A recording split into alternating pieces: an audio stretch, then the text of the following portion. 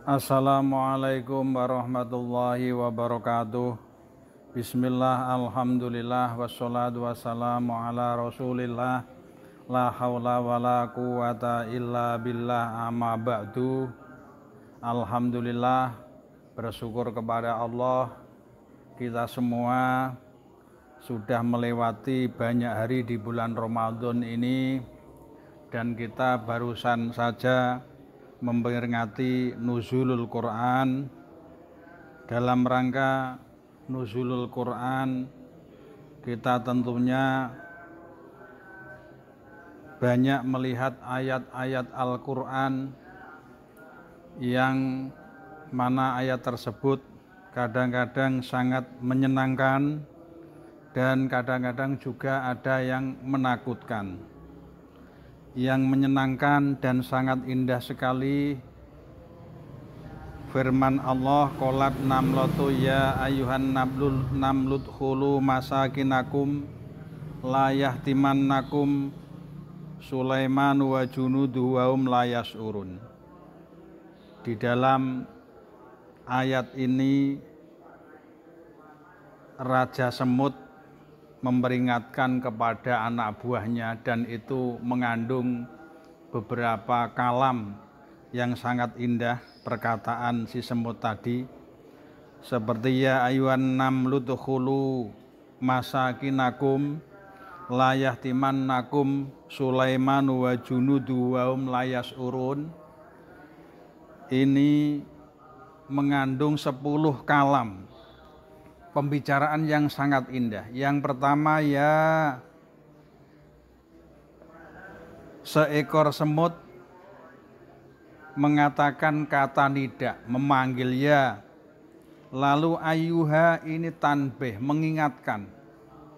Ya ayuhan namlu, menyebut. Namlu ini tasmiyah, menyebut nama teman-temannya. Lalu udkhulu ini kata perintah, dan memerintahkan kepada teman-temannya masakinakum, diperintah untuk masuk di dalam rumahnya masing-masing. Rumahnya ini berupakan nasihat seorang Raja Semut kepada teman-temannya, memanggil, mengingatkan, menyebut nama, memerintah, menasihati. La yahtimannakum, ini menakut-nakuti juga. Jangan sampai Nabi Sulaiman itu menginjakmu. Ini Sulaiman ini mengkhususkan wajunuduhu, dan bala tentara Nabi Sulaiman ini sifatnya umum. Wahum ini bahasa isyarah, layas uruna ini alasannya.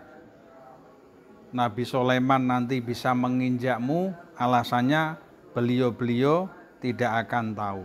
Inilah bahasa yang indah di dalam Al-Quran, yang mana Allah menceritakan ketika ada Nabi Sulaiman dan teman-temannya, pasukannya akan melewati, dan semut itu pun memperingatkan kepada teman-temannya untuk masuk ke dalam rumahnya. Ini ayat yang sangat indah kita dengarkan. Tapi juga ada ayat yang sangat menakutkan sebenarnya, yang sering kita baca, cuman jarang kita renungkan. Sebagaimana firman Allah, wa man lam yahkum bima anzalallahu faulaika humul kafirun. Barang siapa menetapkan hukum tidak menggunakan ayat yang diturunkan Allah, faulaika humul kafirun, maka mereka itu tergolong orang yang kafir. Ini ayat yang sangat menakutkan bagi kita semua. Dan ada lagi, wa may ya'sillaha wa rasulahu wa yata'adda hududahu yudkhilhu naron khalidan fiha wa lahu adzabum muhin.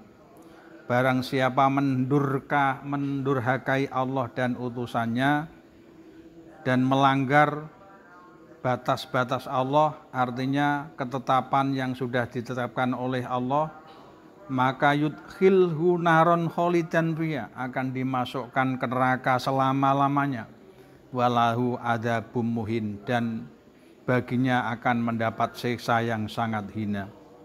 Kedua ayat ini adalah yang pertama surat Maidah dan yang kedua surat An-Nisa. Tentunya ini kembali kepada hukum faraid atau bagi waris yang pada saat ini sudah tidak menggunakan hukum Al-Quran tapi menggunakan hukum adat. Sebagaimana Kanjeng Nabi Muhammad sallallahu alaihi wasallam dawuh, ta'allamul faraidu wa 'allamuhan nas. Belajarlah kamu ilmu bagi waris dan ajarkan kepada semua manusia. Fa innahu nisful ilmi, karena ilmu faraid ini nilainya separuh daripada ilmu. Wa wayunsa, dan ilmu itu sudah mulai dilupakan. Wa wa awwalu sa'in yungza'u min ummati, dan ilmu faraid itu adalah pertama kali yang dihapus dari umatku. Hadis riwayat Ibnu Majah.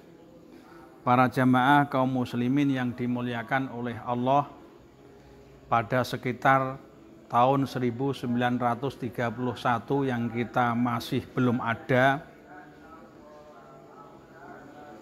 pengadilan agama. Pada zaman dahulu, pada zaman penjajahan Belanda, menangani tentang nikah, talak dan rujuk, dan juga menangani tentang masalah faraid. Kalau ada masalah itu yang bertindak, kalau sekarang Kementerian Agama, pada waktu itu Pengadilan Agama. Setelah tanggal 1 April 1931, maka Pengadilan Agama hanya menangani tentang nikah, talak, dan rujuk saja. Dan masalah faraid, pembagian waris, sudah ditangani oleh pengadilan umum yang tidak menggunakan ayat-ayat Allah, tidak menggunakan Al-Quran, memakai hukum-hukum adat. Hadirin kaum muslimin yang berbahagia, pada umumnya orang bilang kalau anak itu mempunyai harta karena mendapat warisan dari bapaknya atau orang tuanya yang sudah meninggal. Apakah bisa? Apakah boleh? Apa ada kiranya bapak yang mendapat warisan dari anaknya yang meninggal? Mungkin ini sangat aneh dan tidak pernah kita dengar. Kita cuman dengar orang tersebut banyak hartanya, mempunyai kendaraan dan mempunyai sebidang tanah karena dia mendapat warisan bapaknya, orang tuanya yang sudah meninggal. Pertanyaannya, apakah bapak juga bisa mendapat warisan ketika anaknya lebih dulu meninggal dan anaknya itu punya banyak harta benda? Ini yang perlu saya sampaikan kepada para pemirsa. Tentunya bapak pun juga bisa mendapat warisan dari anaknya. Jangankan bapak, kakek pun juga bisa mendapat warisan dari cucunya yang meninggal. Karena mati itu tidak harus bapaknya, mungkin anaknya dulu. Mati itu tidak harus kakeknya, mungkin cucunya dulu yang mati, malah kakeknya yang sudah sepuh masih ada. Para pemirsa yang kami hormati, sebuah contoh seorang bapak mendapat warisan dari anaknya. Ada seorang meninggal dunia, boleh dikata itu mayit. Meninggal dunia mempunyai keluarga, jumlahnya 4. Artinya ahli warisnya 4 yang masih ada. Yang pertama, si mayit itu mempunyai saudara laki-laki kandung. Apa itu kakaknya atau adiknya? Yang pertama. Yang kedua, si mayit itu masih mempunyai bapak atau ab. ayahnya. Dan yang ketiga, ahli warisnya adalah ibnun, punya satu anak laki-laki. Dan yang keempat punya zaujah, istri. Jadi ada seorang meninggal dunia, tentunya ini laki-laki, meninggalkan seorang istri, satu anak laki-laki, dan meninggal masih ada bapaknya, dan punya saudara laki-laki kandung. Lalu kira-kira apakah bapaknya si mayit ini mendapat warisan dari harta bendanya anaknya yang meninggal? Perlu saya sampaikan bahwa yang mendapat warisan dari 4 ahli waris itu, yang pertama adalah ibnun, anak laki. Yang pertama adalah zaujatun, seorang istri. Istri ketika ditinggal meninggal suaminya, maka istri akan mendapat 1/4 dari harta peninggalan suaminya apabila mempunyai anak. Karena ini mempunyai anak laki-laki, maka si istri tersebut mendapat 8. Apakah dalilnya? Dalilnya tentu saja surat An-Nisa. Fa in kana lahunna waladun falahunna sumunu mimma taraktum. Fa in kana lahunna waladun, maka apabila, mohon maaf saya ralat, fa in kana lakum waladun falahunna sumunu mimma taraktum. Apabila